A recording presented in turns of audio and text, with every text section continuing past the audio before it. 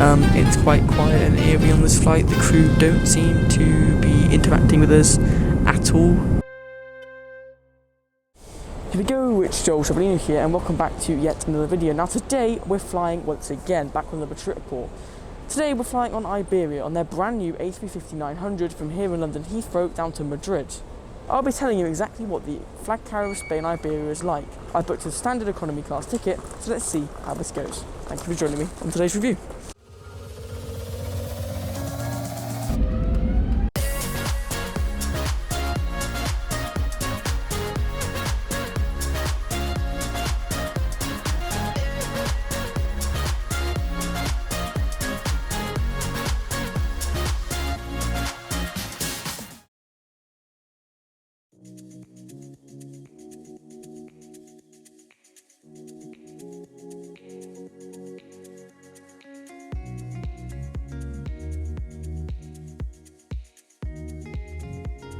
Of course, today we are flying with Iberia, who use Terminal 5 at London Heathrow. It's my second favourite terminal here, with my favourite being Terminal 2. It's only second because I've had quite a few bad experiences in terms of queues and busyness, but in terms of design, it's actually very stunning and probably takes first place. It is full with glass and really high ceilings, which gives it all a really nice atmosphere. Iberia didn't offer online check-in on this flight, so we headed to the check-in desk.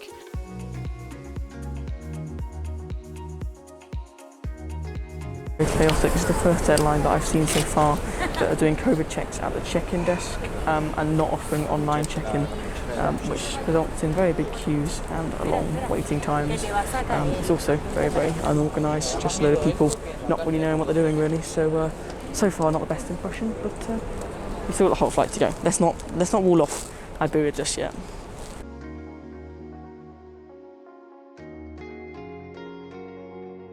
Security took about 5 minutes, and just like that we were into the main pre-departure area. One thing I like about Heathrow Terminal 5 is you're not forced to any duty free. It's completely optional, located downstairs, and you don't have to go through it to get to anywhere. At Heathrow Airport, you'll find lots of premium brands should you want to buy something expensive at the airport. The main ones include Gucci, Burberry and Rolex. I had a bit of time to kill, so I decided to check out the Priority Pass Lounge at Terminal 5.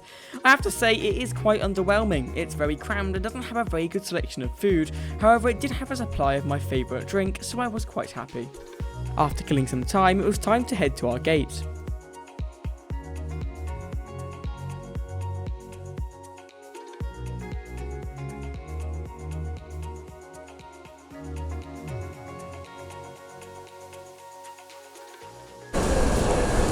If your flight is departing from B or C gates, please board the next available train from either platform. The first stop.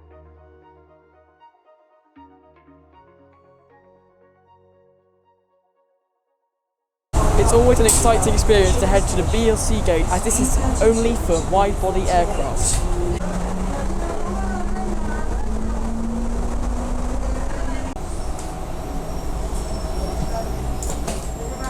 This is gates C52 to C66. Please take all belongings with you. This transit ends here. Please leave the vehicle. Our gate for today is C57, which is quite the walk away. The B and C concourses are like mini terminals and almost like Terminal 5 was shrunk, but are used for only wide-body aircraft. Upon arriving at my gate, I was greeted once again with massive queues, which were very unorganised with no clear direction, just people standing in a big group waiting. After sitting down for a while, waiting for the queue to die down, I boarded the aircraft. Our aircraft tonight is Echo Charlie November Juliet Mike, a 2.1-year-old Airbus A350-900 delivered brand new to Iberia in June 2020.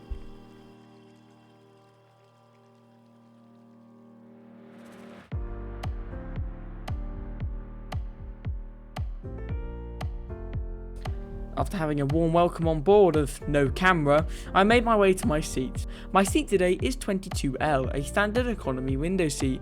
It features a brilliant IFE with a good range of movies, TV, audio and games, as well as an excellent live map.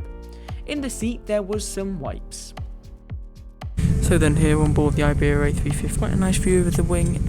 It's quite a nice seat, very modern.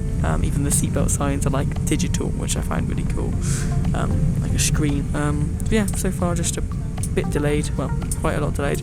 A very, very, very busy flight, which resulted in a lot of queuing, both at check-in and at boarding. But so far it's nothing but delayed, but hopefully we can make up for that in the air. For the arm and cross check. Sorry, arm and cross check.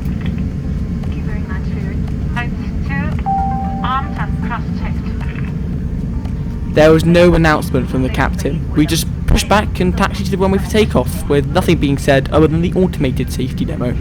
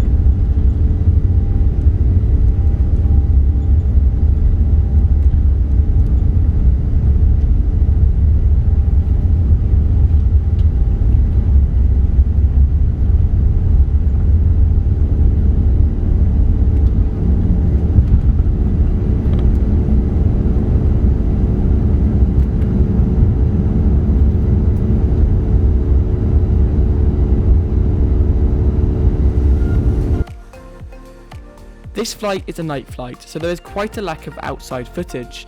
However, we started our climb to our cruising altitude of 41,000 feet.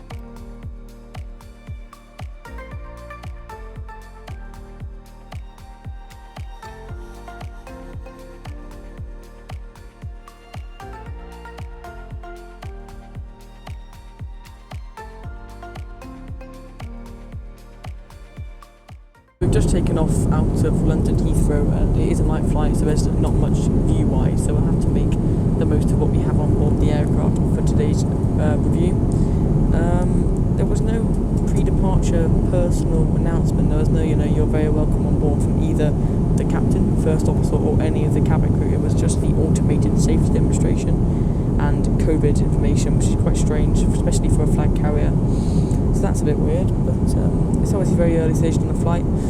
See what we get in terms of service, I decided to take a look around the cabin. The layout, of course, is 333. The seats are the same throughout economy in the Iberia colours. Now we're in the toilet right in the back of the A350. As I said, it feels really kind of strange, eerie, this flight almost, because there's been like no interaction with the crew. There was a short announcement after takeoff, but it literally just said, please remain seated. That could have been a seatbelt sign, I'm not sure, I don't know how meant to read it. Yeah, anyway, here's a toilet on the Iberia A350. Pretty clean and spacious toilet, pretty usual for an A350. Well, this is my first time on an A350, I have seen many reviews. I do love this aircraft, it's a shame it's a nighttime flight, but it is a nice flight. When I arrived in my seat, the service was already happening, and they had put some complimentary pineapple juice and some snack biscuits. The pineapple juice was lovely. The biscuit things were quite a strange thing to be served, if I'm honest, but they tasted alright.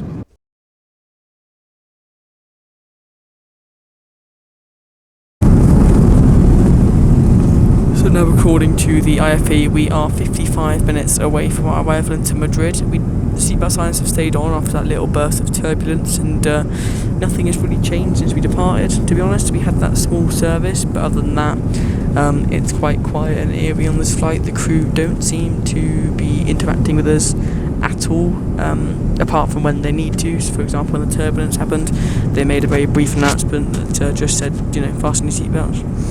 It's been alright, you can't complain. It's a nice enough plane. It's very new and the seats are nice, but the crew have definitely disappointed me today.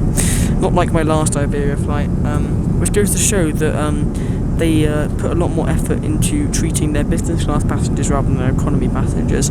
As last time I flew with Iberia was in 2020 on their A350 in business class, which was great. But this economy is the seat's not bad. It's perfectly comfortable. It's just the crew that have disappointed me this time.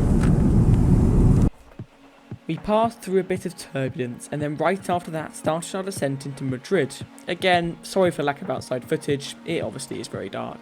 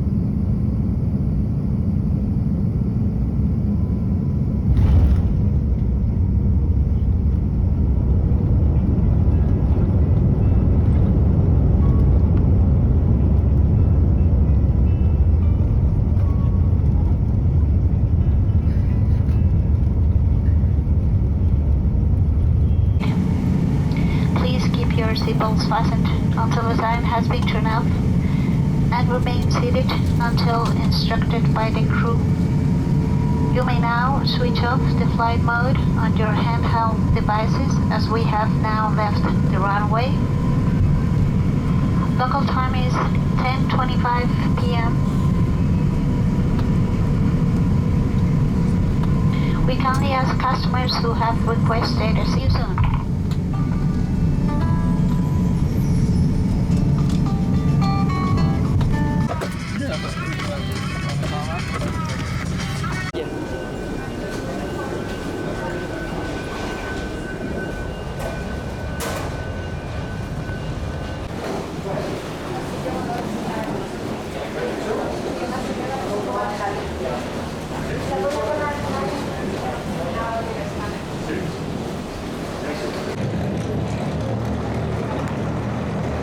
So then, walking to Madrid.